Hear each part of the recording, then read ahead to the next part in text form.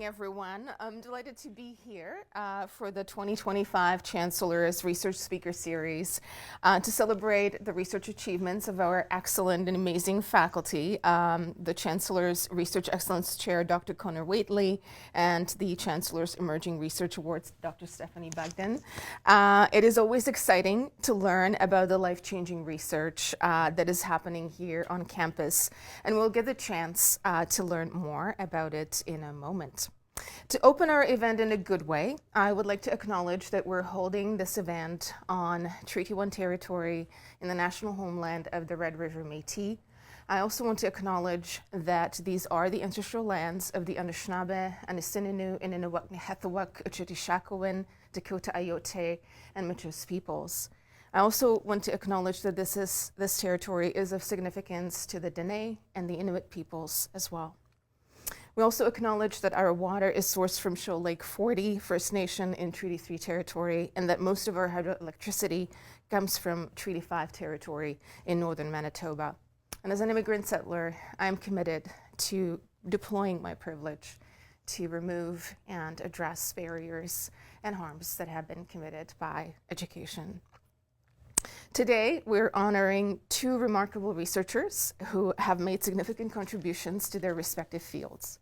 Through this event, we're recognizing the significance of research and its transformative impact on the university, but also the world at large. To flourish, research requires supports through funding programs, such as the ones featured today. I'm glad we can celebrate and learn together this morning, and I would now like to invite the University of Winnipeg Chancellor, Barb Gamey, to introduce today's speakers.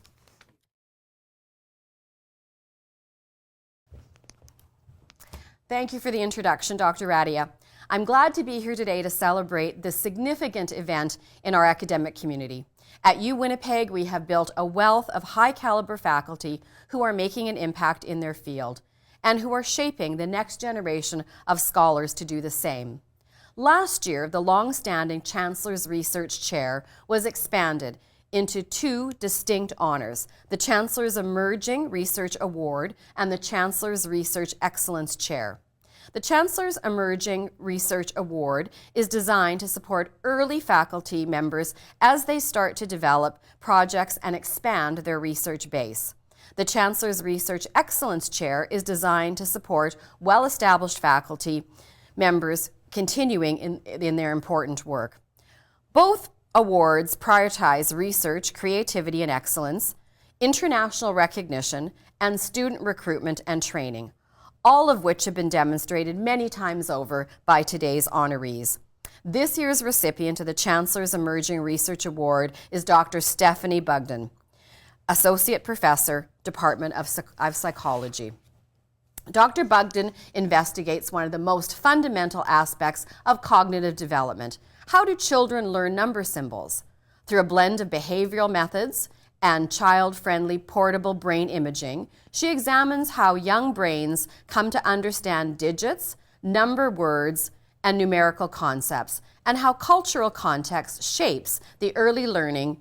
Her work contributes to early identification of math learning challenges and informs more efficient educational programs. Please join me in congratulating Dr. Bugden.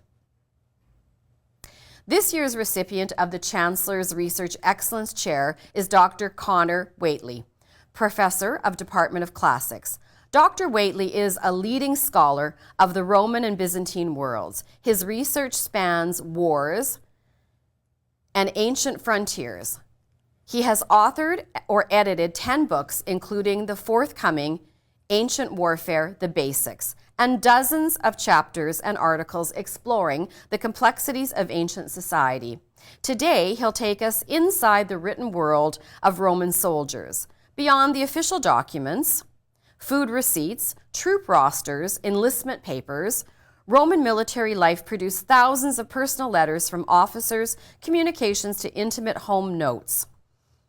These writings open a window into the daily life across the empire. Please join me in congratulating Dr. Whately. Dr. Bugden and Dr. Whately, I look forward to hearing from both of you as you share your research with us this morning. We anticipate exciting things from you through the support of these grants.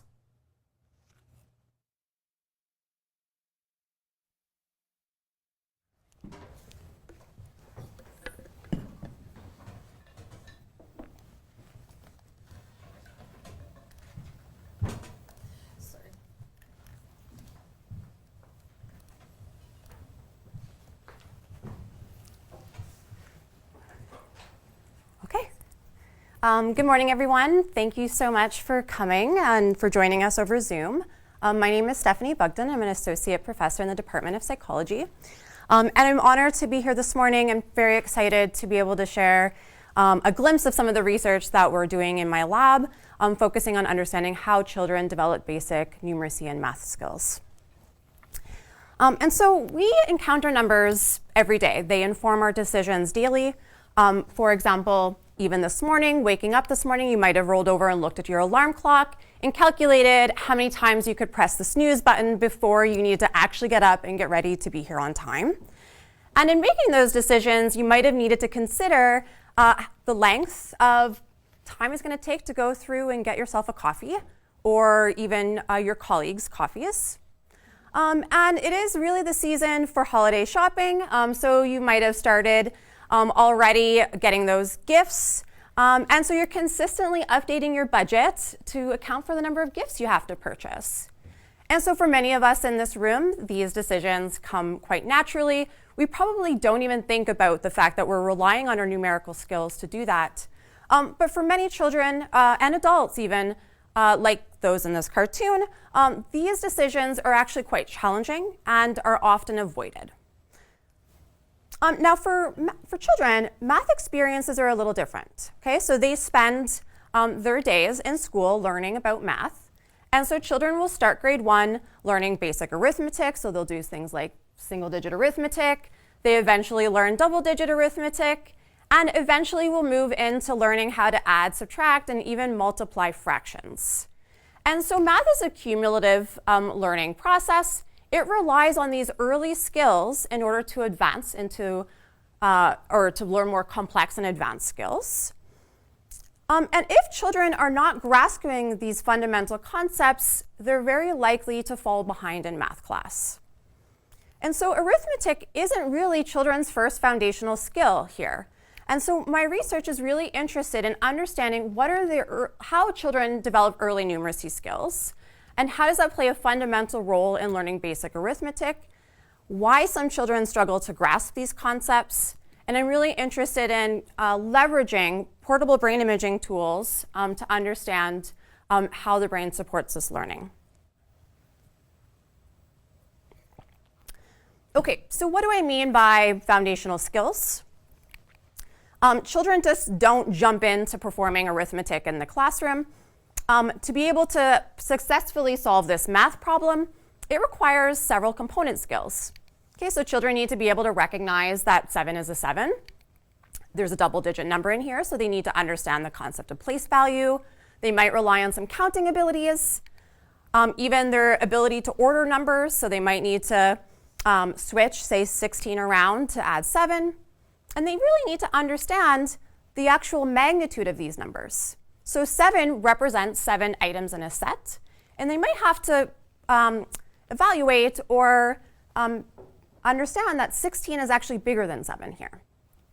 And so today I'm going to really focus on magnitude as a foundational concept that children need to acquire to successfully learn math. And research actually demonstrates that it's one of the most predictive skills that children need to learn math successfully in school. Okay, so digits, like you see here, are number symbols. They're uniquely human. We invented them relatively recent in our long evolutionary history. And so that means that we don't have dedicated brain systems for learning math. as we learn math, our brains are rewiring to support that learning process.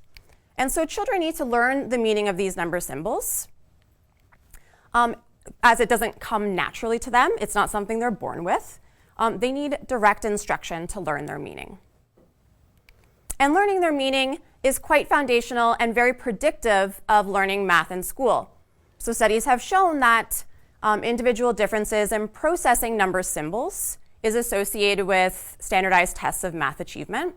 So children who are more proficient at processing the meaning of these symbols tend to score higher on these standardized tests of math abilities. And we also see that brain systems or brain activity, when they're processing the meaning of numbers, is very predictive of mathematical skills.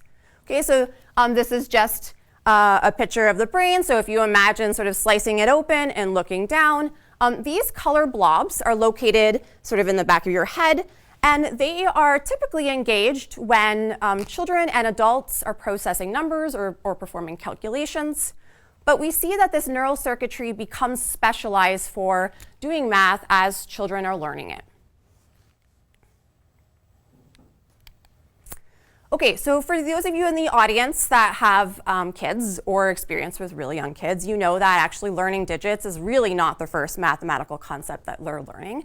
And in fact, what kids' first mathematical concept is counting. Okay, so children learn to count shortly after they learn to talk. And they're pretty good at counting. Okay, so they're very good at reciting numbers 1 through 10. For those of you with young children, they take a lot of pride in being able to recite the count sequence.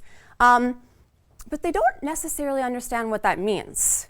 Okay, so children can be very good at reciting the count list, but they don't understand that what they're counting actually maps onto quantity. So the numbers that they're counting actually reflects the number of items in a set.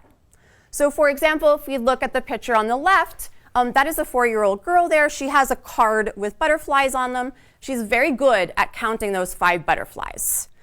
But if you ask her how many butterflies are on that card, she cannot give you a correct response. She does not understand that what she's counting is mapping onto a specific magnitude, that it represents how many items are within that set.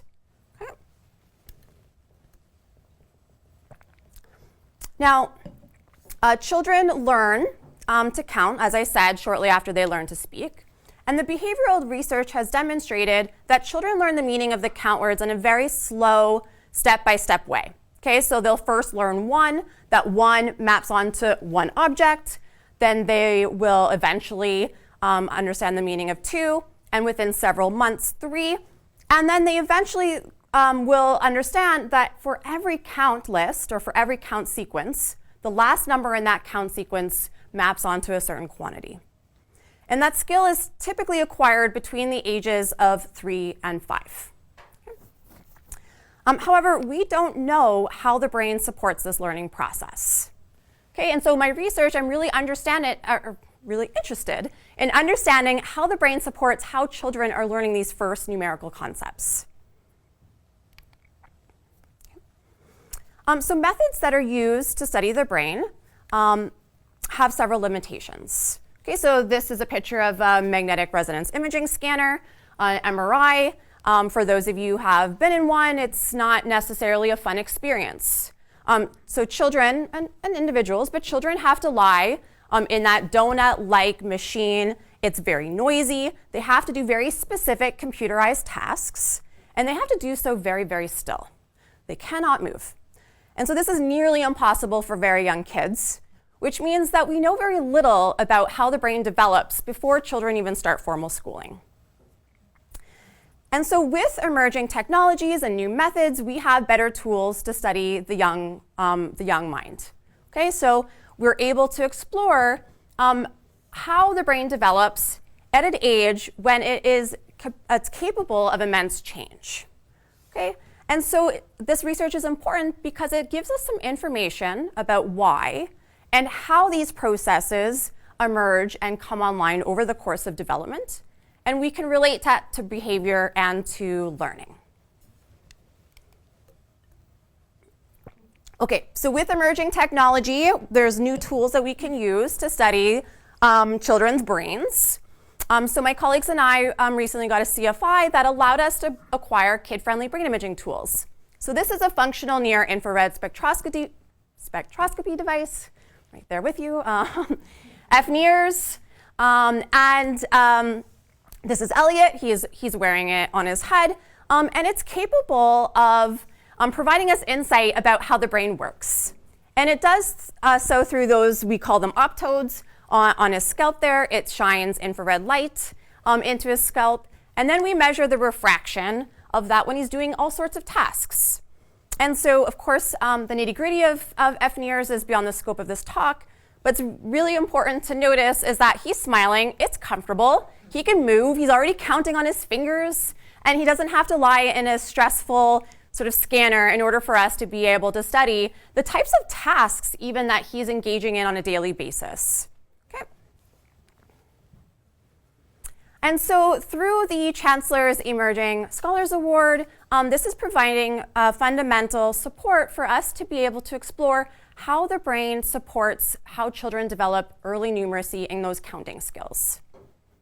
Okay, so how do we do that? What we're doing here is that we can leverage gold standard tasks that we use in the behavioral literature. So this is just a simple counting task. We call it a given number task. In this task, we basically ask kids to give a certain number of objects to a stuffed animal.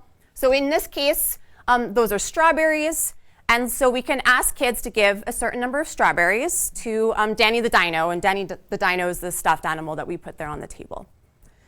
And so this task has two parts. In the first part, we can ask them, can you give Danny the Dino 4 strawberries? And so we can evaluate how well they can count out 4 strawberries. And then the second part is that we can ask them, is that 4? Like, is there really 4 there? And we can ask them to verify if they understand that what they counted is mapping onto that quantity. So that's the second part of this task. In this task, it does seem quite simple, but it is a task that gives us a glimpse of how children understand the meaning of the count list. Okay, so for example, if they understand the count list, they would be able to accurately tell us there's 4 strawberries there. But if they don't, most kids will just count them again. They aren't able to actually say, yes, that's 4, these are 4 things. They'll just recite the count list over and over again. Okay, and so the behavioral research has also told us that this task is a really fundamental task for kids to measure before they start school. So if kids understand the count list before they start school, they show much more steeper learning curves. So they're better prepared to learn math when they start school. Okay, so what does that look like? I think I'm hitting wires. I might get into trouble. Okay, so what does this really look like? So I'm going to show you a video, but I first wanted to highlight 2 of my students who are instrumental in this task, in this study. So Madeline Timmons has provided a lot of the foundational work, getting the FNIR set up and running pilot studies. And Jed Santos, he's recently joined the lab. He's the one that's in this video. So he's getting hands-on experience developing the study right from scratch. And in fact, you'll see that there's a computer that he's working on there. He's actually programmed the task that allows us to send a signal to the brain imaging device that marks when the kids are doing particular things. So we can mark when kids are counting. And then we can also send a marker when kids are verifying that that is indeed the number we asked for. And that allows us to model the brain responses when kids are actually doing the numerical stuff in this task. Okay, so here's the video.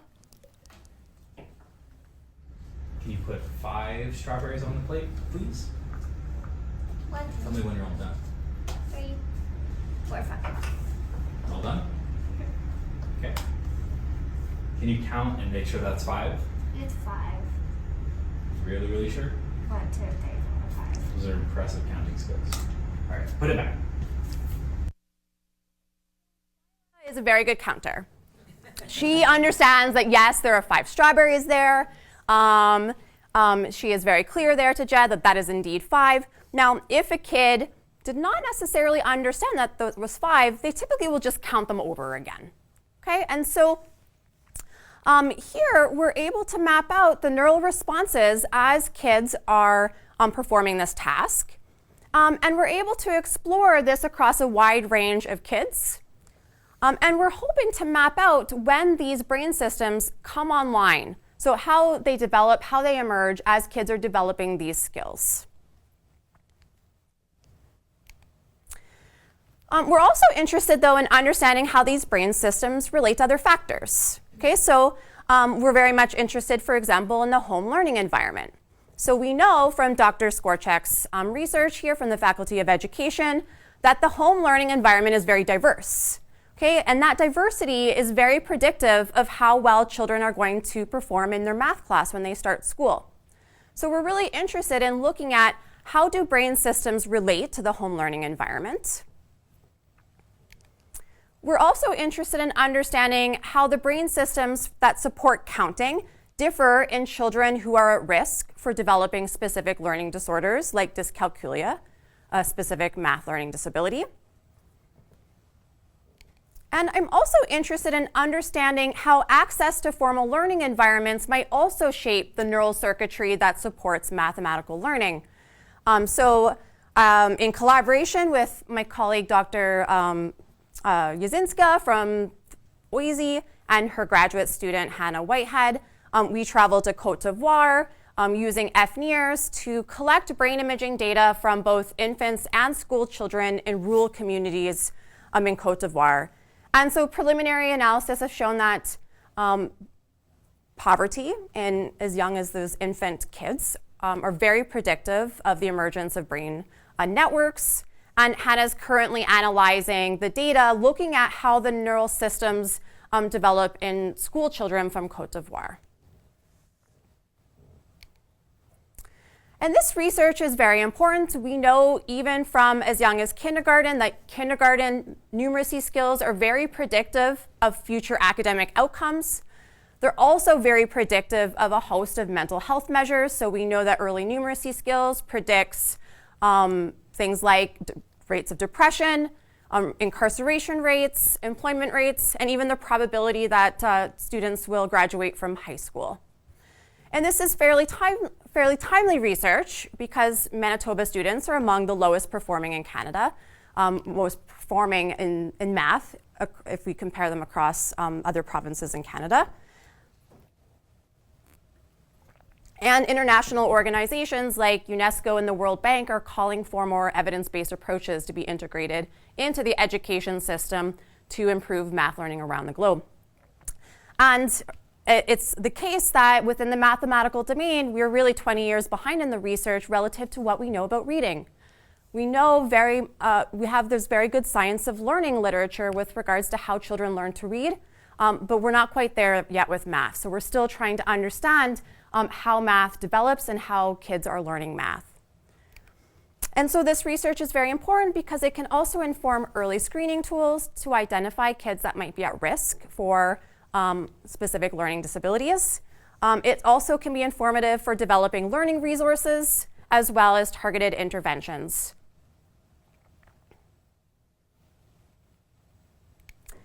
And so I wanted to start wrapping up my talk, also highlighting some of the other lines of research that, that's being conducted in my lab that's related to the Chancellor's Emerging Research Award. And I wanted to highlight this because I have a set of students that are very hard workers, so I want to recognize their achievements in contributing their own research ideas and to the success of the research here. So we're also interested in other foundational skills. So I really focus on magnitude and counting, but I do have a line of research that explores how children understand order. And so Selena and Olivia, they both are conducting independent research studies, trying to understand how children process the meaning of order. In collaboration with Dr. DeRoche, we're also interested in understanding how learning math is related to how children learn to read. So children are learning to do math and they're learning to read at the same time in school. There's some parallels there. Both reading and math have arbitrary symbolic systems that children need to map onto some sort of semantic referent. And so we're interested in how learning to read is similar to how children learn math, but also, how do they differ? And so Erica Roberts is a former psychology honors thesis student. She is now leading actually a pretty big team of researchers. They're collecting data from nursery kids and also kindergarten kids in the Winnipeg School Division. They're actually there as we speak, collecting some data. And so they've been doing a really good job of managing such a big project. And also in collaboration with Dr. Smith, we're really interested in how emotional competencies, like how well children can regulate their emotions. How does that support early reading and numeracy development? And so Julia Spence is a current honors thesis student in my lab, and she's been quite instrumental in putting this project together. And so I also want to highlight that these students are not just doing really meaningful research, but they're also taking math learning into the community. Okay, so whether that's through high school enrichment programs, many of these students have developed and come up with all sorts of fun math games. They take these math games to different kids' festivals and play with kids. And they're also doing this at the Manitoba Museum as well.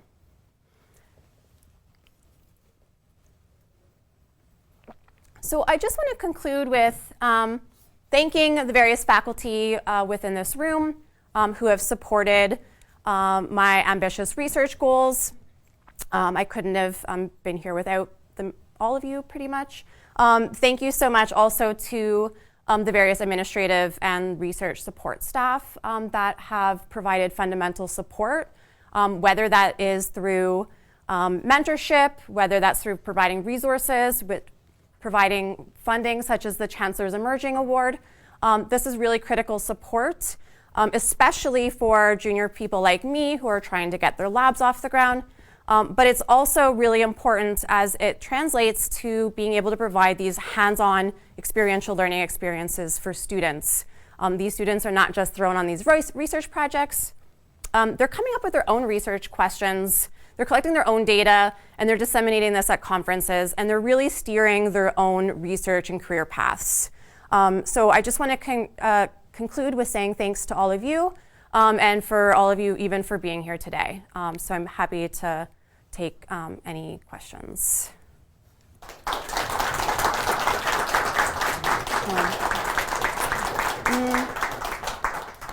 I'm sorry, I think I just sped through that. I don't have any time idea. Well, hopefully you understand math is important.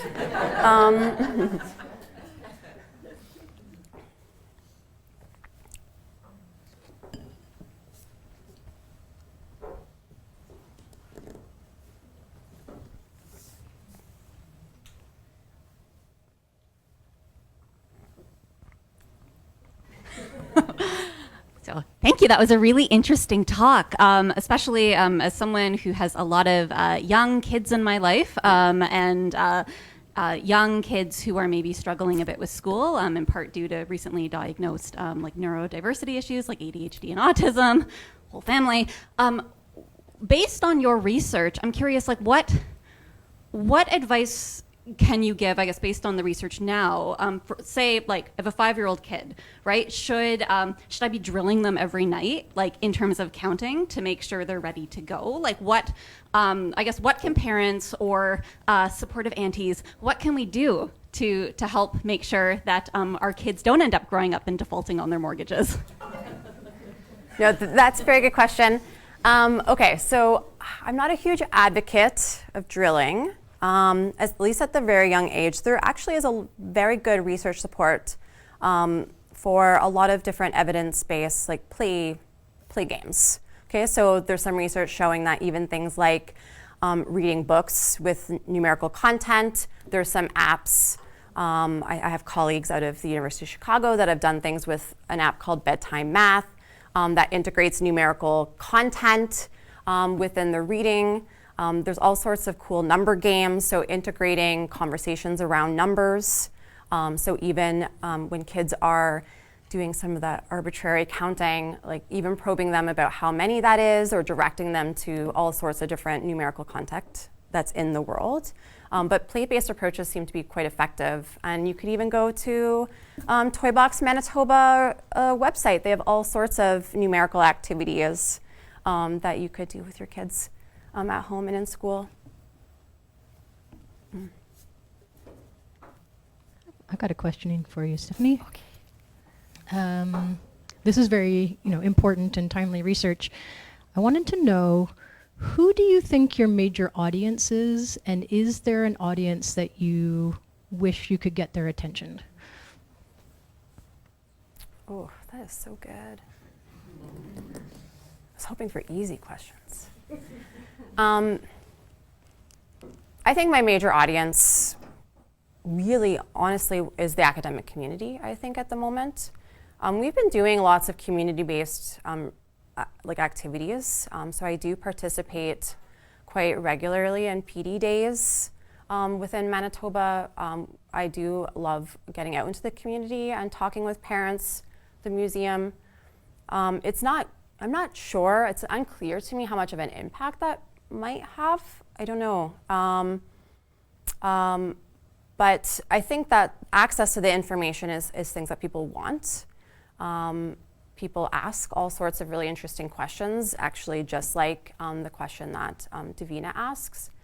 So it's interesting. I think that's interesting, and it's something I'm always thinking about. Like, how can we break down some of these barriers so that there's greater access to that information that people want? I would very much be interested in working with school boards, but more in a collaborative sense, because I am a trained researcher in nature. They're the ones that have the expertise and the practical implementation of the information I provide. I don't know if that really gets at your question. It's something I'm always thinking about, and the kinds of impact.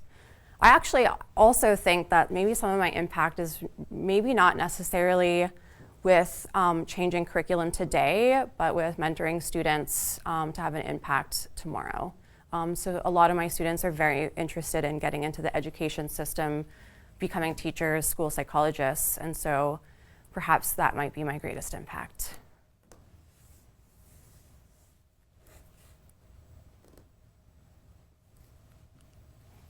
Can I go now?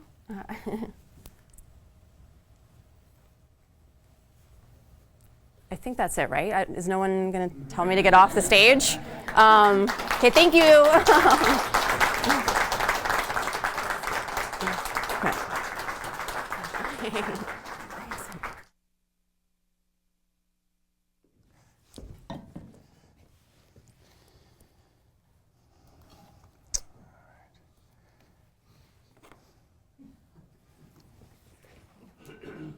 Is it right, Bay? Yes, okay. Well, thank you all for coming. Thanks for a wonderful first lecture. I have a lot to live up to.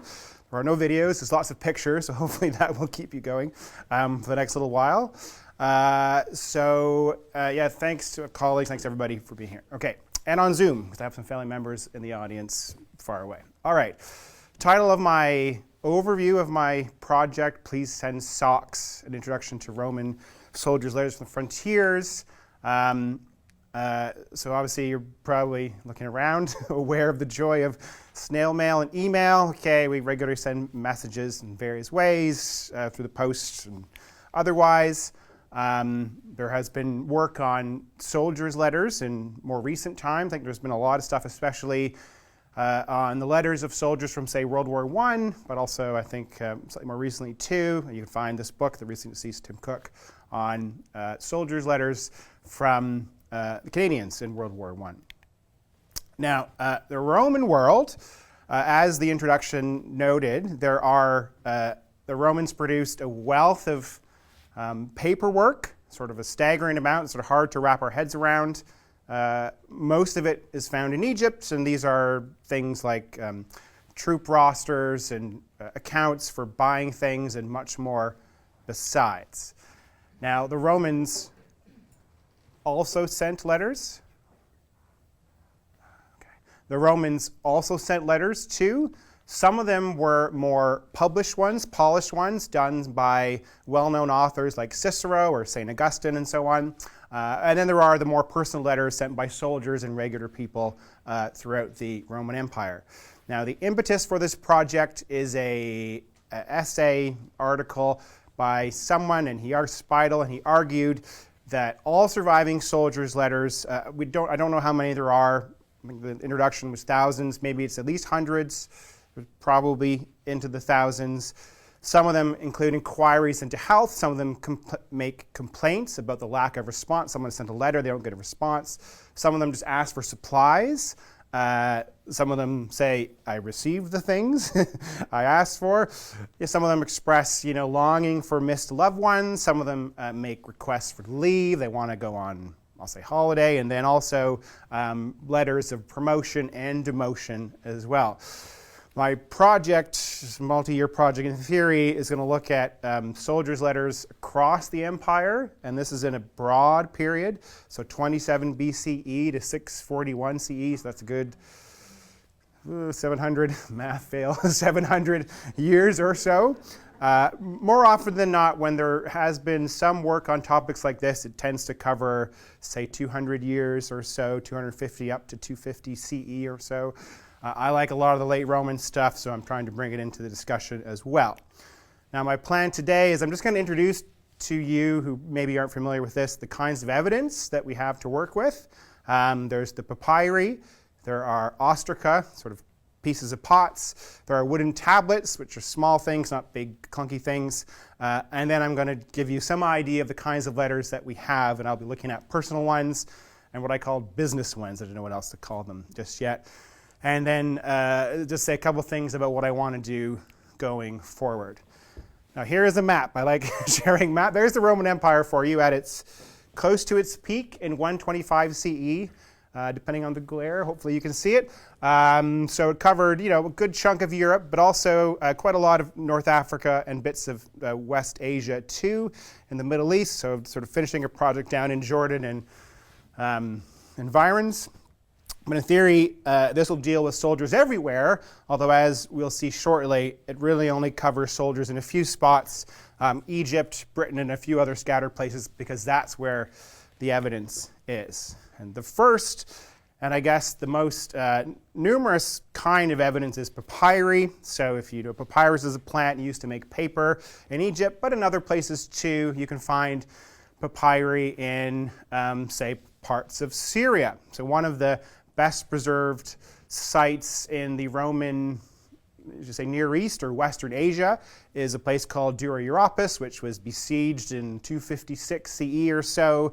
The Romans were on the inside, the Persians were on the outside, and the Persians won, and the city was more or less abandoned, so it's in relatively good shape. And then there were all sorts of excavations in the early 20th century. So they found some amazing frescoes like these ones with some soldiers, with various other things as well. But they also found a reasonable, by ancient standards, stash of papyri. Most of these ones are in Latin.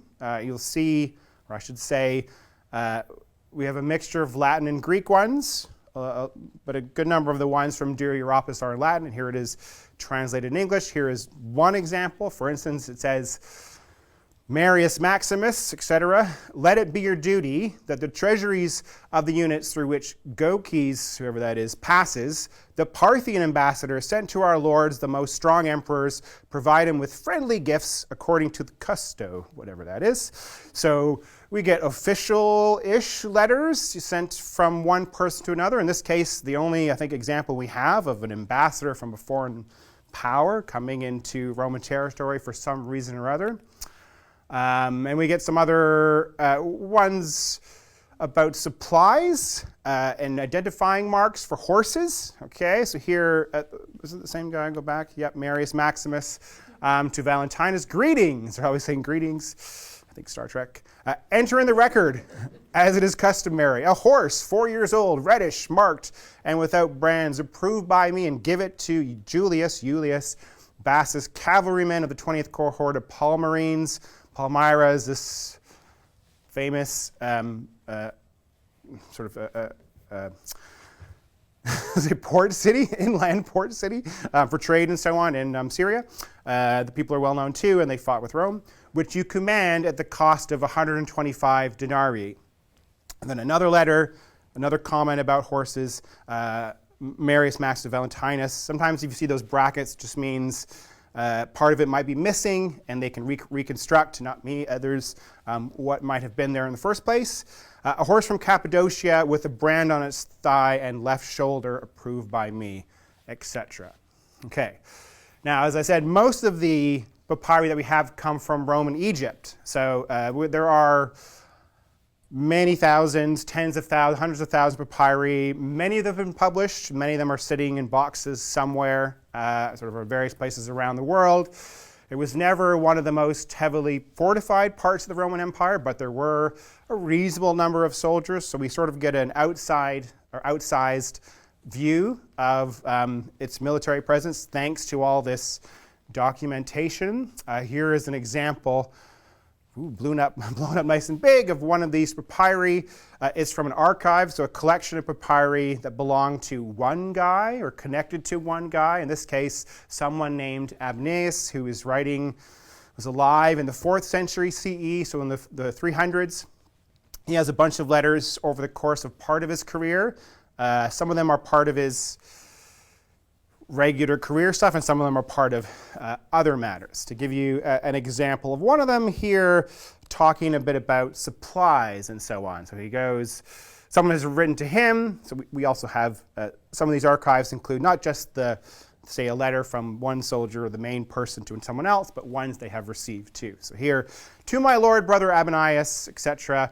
Next, I write to your goodness, asking you to take earnest counsel with the Praepositus, which is, these are all like titles and ranks, and the princeps and the actuaries and the other responsible officials, in providing at their own request the 10 artibas, some sort of quantity, of vegetable seed for the orphan, so doing me the greatest favor. A lot of sort of flowery, when there's requests, often lots of flowery things, for I always take pleasure in being on friendly terms with all men at enmity with none. Another collection, a sizable collection, is from the University of Michigan, and they've kindly translated a lot of it. So a lot of the stuff I'll have to translate sort of going forward. Some of the ones from the Michigan papyri collection deal with one soldier, or I think I have appearing in one or two slides later, and then there are other scattered ones as well. I should say a lot of these examples now are in the date to the 1st and 2nd century CE. So here's one from, this one's actually around 107, 108 CE, I believe. And this is a guy who writes to his dad, we'll come back to this one, Julius Apollinarius to Julius Sabinus, that his dearest father, very many greetings, etc., etc. Among other things, he says, things are going well for me. After Serapis, a person, not the deity, conducted me hither in safety, while others all day long were cutting building stones, doing other things, until, I can't see, oh, it's cut off, until blah, blah, blah, endured none of these hardships. But indeed, I asked Claudius Severus, the consularis, to make me a secretary of his own staff. And he goes on, and there is no vacancy, but meanwhile, I should make you a secretary of the legion with hopes of advancement. With this assignment, therefore, I went from the consularis of the legion to the cornicularis, different ranks. He got a promotion. He didn't have to do as much physical labor. And he's like, send me linens, please. Okay. Now, the next body of evidence, as I said, are ostraca or ostraca.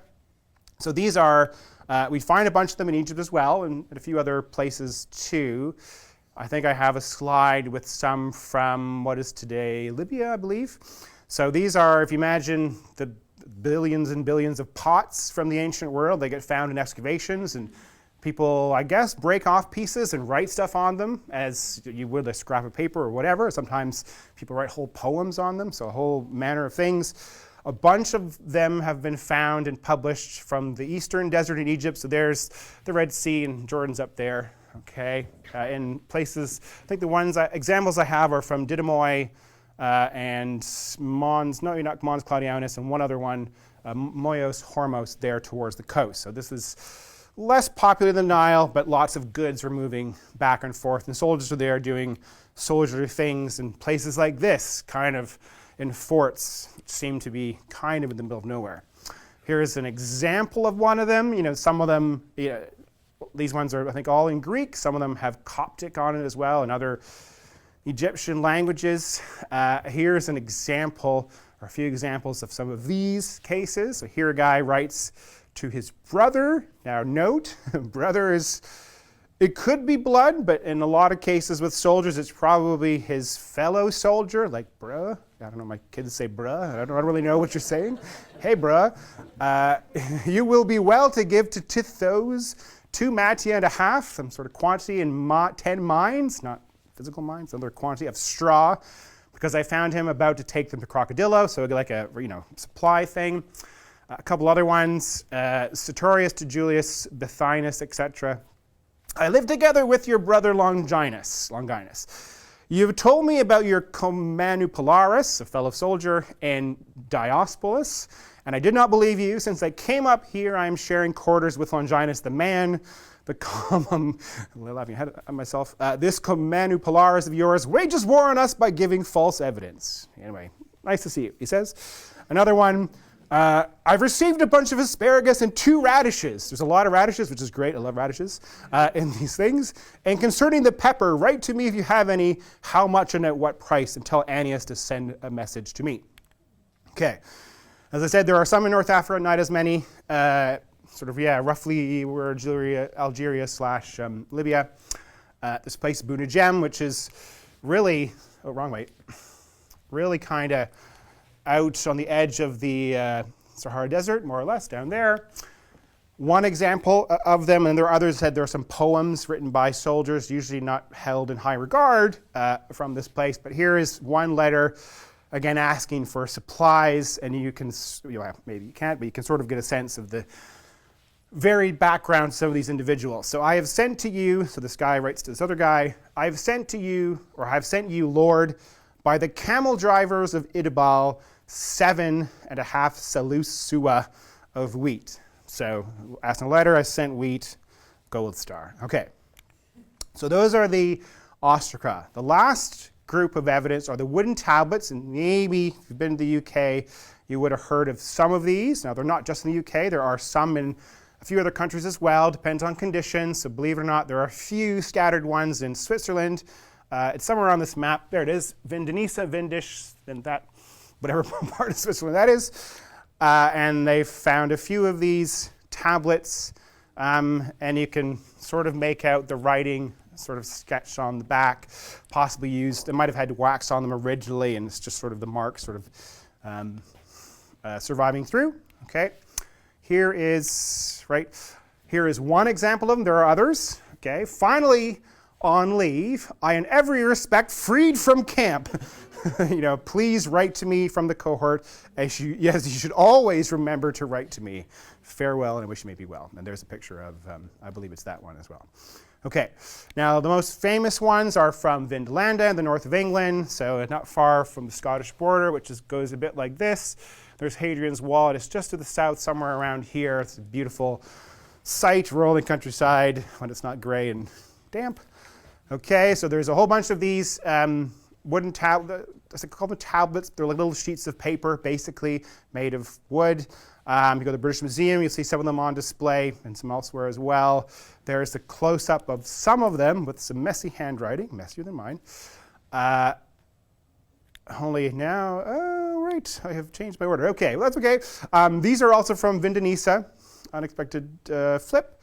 So this is the Switzerland ones. Oh yes, this one is a short one, unfortunately, but it's notable because it mentions give this letter to Bellica, opposite the baths. This has important ramifications for presence of women in military environments. This other one, oh yes, right, I should put the wrong order. All right, you should know where I provide the banquet, as well as various games and an elegant drinking party. Tomorrow, by the most powerful genii of the game, I will swing the dice cup like a sword. Be well, dear brother, etc. Okay, so those are from Switzerland. From the UK, so most of them are from soldiers to officers, and sometimes private citizens to soldiers, and so on. So here, more radishes. Okay, I ask you, brother, to see to them at a price of 4 or 6 asses and radishes. Okay, animals and food. And then the next one, blah, blah, blah. Masculus to Carialis as king, not his actual king. It's sort of a nice way, I guess, referring to his commanding officer or something like that. Are we, clearly, they don't know what to do, so they've sent a letter. Are we to return with the standard to the shrine at the crossroads all together, or at every other one of us, most fortunate and well-disposed? Oh, yes. Then he notes, importantly, my fellow soldiers have no beer. Please order some to be sent. Okay, so request for supplies, and what do we do? Another one asking just for information to be sent about family members, but if you conducted businesses in that regard with the Caesariani, see that you write back to me with clear information so that I can write back to this effect to my father, etc., etc. When I was writing this to you, I was making the bed warm. A bit unclear, but that's good to know. Okay, and this is maybe the most famous of the letters. It's not doesn't actually involve a soldier, but the wife of a soldier. This is the birthday invitation some of you will know of. So one of the earliest examples we have, a woman in Western writing something. Okay, it's just, come to my birthday party. Claudia Severa to her Leopardina greetings on 11th September, sister, not maybe blood sister, but like bra. For the day of the celebration for my birthday, I give you a warm invitation to make sure that you come to us to make the day more enjoyable for me by your arrival if you're present. Give my greetings to your Carialis, so this is one of the officers, my Aelius, another officer, and my little son, send him their greetings, and then we think she wrote this next part. I shall expect you, sister. Farewell, sister, my dear soul, as I hope to prosper and hail. Then someone finishes it off to Sulpicia. Okay. All right, now I'm going to shift just to give you some sense of the content, first the personal and then the business. So you've already seen some of it, but I want to highlight just some of the people who they are writing to. So there are letters home to Ma. Okay, we have a few of these ones here. This is the same guy we met earlier from around 107, 108 CE. Apollinarius to Thysion, his mother, many greetings, blah, blah, blah, blah. When I have been assigned and know where I am going, I will let you know at once. And for your part, do not delay to write about your health and that of my brothers. Okay. Here is another one, someone else. Apollinarius to Tysus, his mother and lady, many greetings. I wish you to know, mother, that I arrived in Rome in good health on the 25th of the month, Pacon, and was assigned to Misenum. It's in Italy. So he's from Egypt. Writing to his mom in Egypt, and he's in Italy. But I have not yet learned my century, his sort of subunit, for I had not gone to Misenum when I wrote you this letter. I beg you then, mother, take care of yourself, and do not worry about me, for I have come into a fine place. Then off he goes. We've already seen this one, writing to dad. Okay, we saw the first part of this letter, just note at the bottom. He also talks about where he's been. Okay, I am grateful to these two individuals, blah, blah, blah. They tell these people that they enrolled me in the cohort in Bostra, that's in Syria. It lies 8 days' journey from Petra. Okay, sometimes writing to actual brothers, okay, not just the other ones. So here, sister, writing to brother, Tibethaeus to Claudius Tiberianus. This is one of the archive soldiers from Michigan, because we have a bunch of their things. She writes to her brother, and there's some scandal, which is why I highlight this one. When I went down from our home at Taunus and came to Saturninus' lodging and saw our things, may the evil eye not touch them. I did not approve that he, my son, should trust Menas. And after he had killed him, he told me not to be distressed. I told Saturninus that I was sleepless from worry, since you caused me damage to the extent of 1,200 drachmae. I let them go to my son's ransom. So some sketchy family matters. Here is one of a soldier, we think writing to his sister, maybe not wife, okay? Caecilius to Didymarion, very many greetings. Same health and evil eye. On the way to Nepotilla met me and informed me that you did not hear about Sambathion. Your son behaved badly. And not informing you at New Year about what he had heard when he was there. Send me, please, sister, when you have enough olives. Okay. And then I think this is the last, just about the personal ones. Yes, the complaints about why you don't write. This comes up a lot. Okay. Unfortunately, a lot of these complaints, we don't know the background circumstances and so on. Julius to Arianus, this is the third letter I'm writing to you, and you've sent me no reply. Although you know that I'm worried if you not write me frequently about your affairs, and in spite of the fact that many persons come here from your vicinity. I ask you, therefore, to write about your well-being. Sometimes soldiers write to soldiers. Here's one, and here he's asking about a recommendation for this discharged soldier. I think I should maybe move along a little bit. Okay, and then just about the last part, we come to the business things, and this is, again, we've seen some of these, but this is where they're asking for stuff or supplies or what have you. So the socks, send me a pair of socks. This is a legit letter someone sent from Vindolanda where it's cold by Roman standards, okay. I have sent you pairs of socks, 2 pairs of sandals, and 2 pairs of underpants, etc. Someone else asked for, I asked that you send me some hunting nets, and then down below, it talks about tunics and much more. I noted they asked for, or they sometimes send letters of recommendation, okay, and instructions. So in this case, I ask that you think fit to commend him. One writes to another about someone else. Annius, Equester, centurion in charge of the region. Okay, another case, this is one I showed you where they're asking for instructions. They don't know where to go, which kind of blows my mind. They write a letter and they ask for more beer too. Maybe it's an excuse to get more beer. Anyway, as I said, a few times they ask for supplies. In this case, it mentions the receipts and so on. But also, I mentioned one where someone said he is off on leave. Here is a request for leave, and someone's writing on someone else's behalf. So Masculus to his Veracundus, greetings. The Rhaetian tribesmen have asked me to request from you leave for 3-5 some uncertainty men of the Rhaetians who are under your charge, Liticus, Vitalis, and Victor, and from the Vacantii, Augustus, Custius, and Bellicus, etc. And then, as I said too, there are promotions and demotions. Okay, so here someone's writing a more positive one. I'm writing to you about my wife Naomi's brother. He is a soldier's son and he has been enrolled to go for a soldier. If you can release him against it, it is a fine thing you do, first of all in God's account, secondly in mine, since his mother is a widow and has none but him. But if he must serve, please safeguard him from going abroad with the draft for the field army. Okay, and then this is Abanias losing his position. Hand over to him instantly the soldiers of the Ala as a unit, which you are registered as having commanded to date, as well as the imperial ensigns, etc. Take care also to instruct him in all the rules to be followed to guarantee public safety. Okay, so to bring it all to a close, thanks for staying with me this whole time. So that's it, right? Yep. So really, it's collecting more of the letters. I have a small list. There are many more to go. I do hope to get students involved as things move forward. As I said, most of them are from Egypt. There are now all these great databases. I know in the various times of the past, reminisce, going to the library and pulling out old volumes. Now you can access a lot of it online, which is great, but a lot of them are edited, but maybe not in a working state, and so having to go through them all. There are other ones from the UK. Bloomberg tablets are ones found in London during some sort of construction project in central London. As I noted, there's some from Egypt's eastern desert. Now, even though I haven't mentioned any of those other parts of the empire at all, that's because we don't have letters from them. So I'd love to have things from, say, Roman Arabia, which is one of my favorite places, but we don't have them. We have some documents, but not letters of soldiers per se.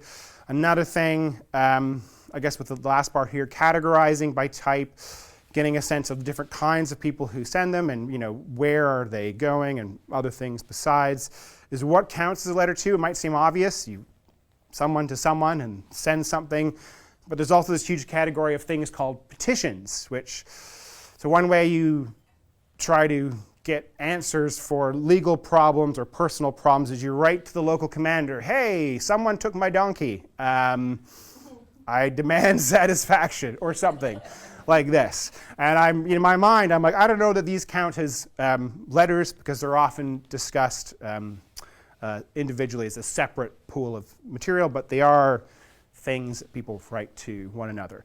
And the last thing I'll say, there's all these sort of published, polished letters of like Cicero and so on, and I'm not considering those. But thank you all for coming. I'm happy to take questions now or afterwards. And yeah, that was, I appreciate your feedback. Thank you.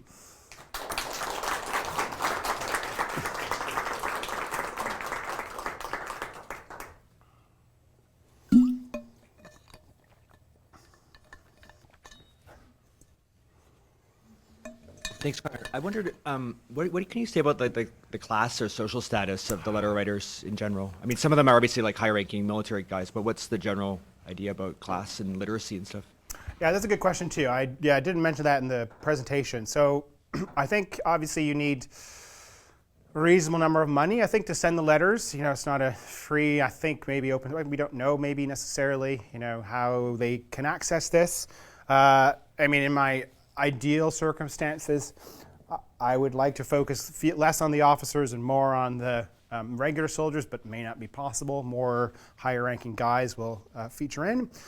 So I think as far as how do things say with the class, I mean, a lot of them are lower ranking ish, so if not junior officers or even below that. There's like people have heard of centurions before, somewhere around that rank, which is, you know, is important, notable, but you're not a sort of high class sort of person. Literacy rates, as some of you sitting here will know, there are wide discussions about this. The Roman military, in comparison to the rest of society, seems to have been pretty literate. So based on what we know about recruitment, which is inconsistent evidence over a long period of time, they do seem to have tested people's literacy when they signed up. You know, and some of that was not necessarily to turn them away, but then, oh, you might be better at this rank and this rank. But it does seem that they have a reasonable letter of literacy. There's probably there's graffiti and other things that give some sense of the things they could do. And many of them are also bilingual, so they can write in two languages. So some of these are in Latin, as I said, but a bunch of them are in Greek. And then you saw like Idabal and other names there as well. These are probably also people writing in some languages, Punic, which we have some inscriptions in places as well, forms of Arabic, etc. We just don't have their letters per se. So to sum that up, in theory, lower ranking, probably a lot of officers, and you know, survival. We're lucky. You know, some survive and some don't, and it's a sort of limited part of the empire and so on. Chance, and these people threw them out in such a way that, you know, they got found however many years later. So yeah, it's a good question. Yes. Thanks, Conor. I have kind of maybe a question about how this worked in terms of the circulation of letters. So was there some kind of systematic way to take messages from one place to another, or was it just, you know, oh, you're going to Switzerland, I have a broken pot I've written something on, will you carry this for me and give it to Steve when you get there? It's a good question. Yeah, I love that. I confess I don't know all the practical things yet, and I don't know that we know all the practical things yet. One of the things I want to look into, and possibly with students and so on, depending on a number of things that are happening. See if we can map where they've started and got to, where we can. Some of the stuff you can use, you know, DH for and so on. So there is like the cursus publicus, this Roman postal service. And fortunately, because they are soldiers, they seem to some degree, to have had access to this, so they could use it. I don't know, again, the cost. I just assume there's a cost. Romans not like, oh yes, well, there are some things you can do for free, but other things not so much. So I imagine some sort of money, but then I think you're probably right. I imagine there are also all these indirect, informal things too. We're sure, yes, oh, you're going here, or this boat is going there, and maybe someone can take a load of stuff. I think that you get a lot of these, and it's always frustrating because you get like, you know, you don't get the back and forth. You don't get the first letter, how are you doing? Second letter, how you doing? Third letter, like, what's up? You just get that third letter, so you don't always know how many are going, you know, how often are they sending them, because I mean, that would be great, but the fact that there are like third requests and multiple requests suggests that I think a lot of them are actually able to access this. More so than maybe the general public. It's hard to say because so much of it's in Egypt. It gives you this sort of skewed thing. And the ones in Britain are from a military site anyway, so you're getting the stuff that passes through there. And then the other places that aren't in Egypt or Britain are like military sites like Dura Europos or parts of Israel, Palestine as well. So it's sort of this scattered stuff. But yeah, that's definitely more of this I want to see and get a better sense of how it works. It's a good question. Probably, yeah, a bit of both, I think.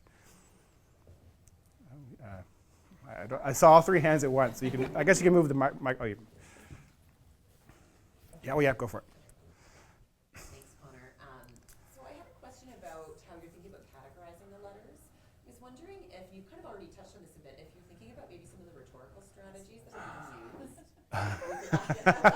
Okay. But within the letters, because letters already themselves are kind of a closed rhetorical loop. And I wondered if you were also thinking about maybe thinking about how that rhetoric is working when the letters are going to the center from the frontier, or vice versa. Right. Good questions. That's a good idea, and I will consider that going forward. It's probably why I should just stop there. I had it. All I had to go with was that open earlier slide. I'm like, this guy has said there's this kinds. But it does make sense. I mean, one of the reasons why I showed the slide, or we saw it a few of them where there's in brackets and so on, where we're missing, and you can see, right, they're missing somewhere. Let's find a picture of a thingy. Or not. There we go. There's big chunks missing, and often you can do it because the formulaic rhetorical strategies used in writing. Yeah, it would be great. Yeah, I think I will look into this, and I'm going to make a mental note, and hopefully when I get to the office, I'll make a physical note too, because I think I don't know how many we have from the center. I guess we have. If like Abenaeus counts being a reasonably higher ranking officer, but then it's just moving within Egypt. But then, yeah, you get these, there does seem to be, yeah, like certain things you say, they all have greetings. I'm always imagining greetings. Can't help myself every time I see that in one of these letters. So there are, yeah, these strategies they use, and they end in the same way, and they use similar language. But yeah, that's a good, and I guess a good question too. You were leading towards as well. Can I just? Is it like in the Greek letters? It's Kai. I think so. I'd have to look. Okay. I mean, yeah. Yeah. Oh, that was. Well, I think you could. Yeah. You have the question first. Yeah, but because needs. Oh, you have the mic. Oh, there's microphones everywhere. Okay. Okay. Okay. Thank you very much for the talk. It was really interesting. I'm not a historian or into rhetoric, so I apologize for the naive question. But when you were discussing the idea of categorization, I was wondering, have any historians ever used online programs like the linguistic inquiry and word count program that allows you to copy and paste big chunks of text, and then it'll count up certain types of words?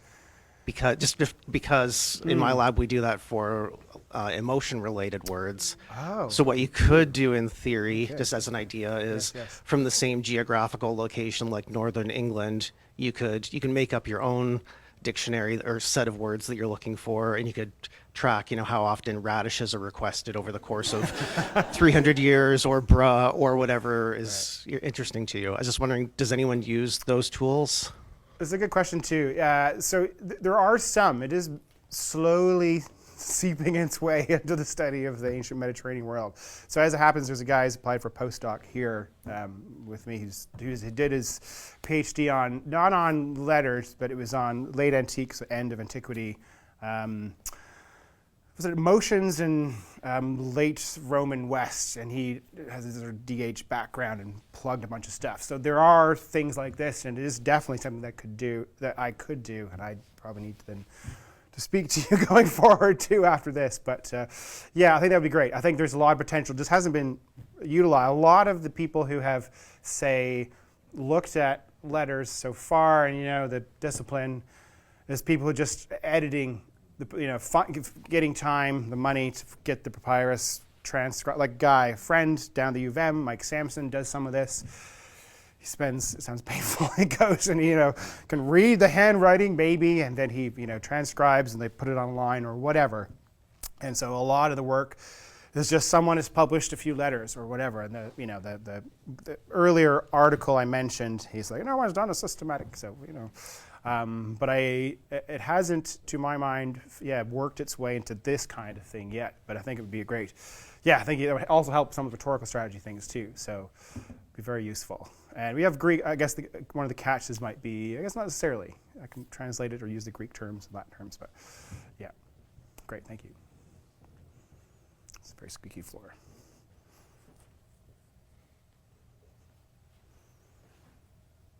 Great. Well, thank you very much, everybody.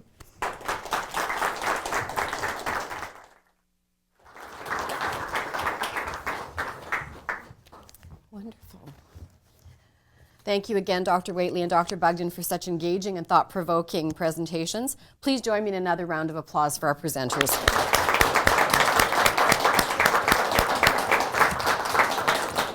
Today's talks highlighted the breadth of research taking place at the University of Winnipeg, from the emerging numerical abilities of preschoolers to the rich written legacy of soldiers in the ancient world. We are proud to celebrate the curiosity, rigor, and creativity that drives this work. We sincerely thank the studio recording and technical staff and everyone here, both in person and in Zoom, for joining us today. Look forward to seeing you at the next Chancellor's Research Speaking Series, and have a wonderful rest of your day. Thank you.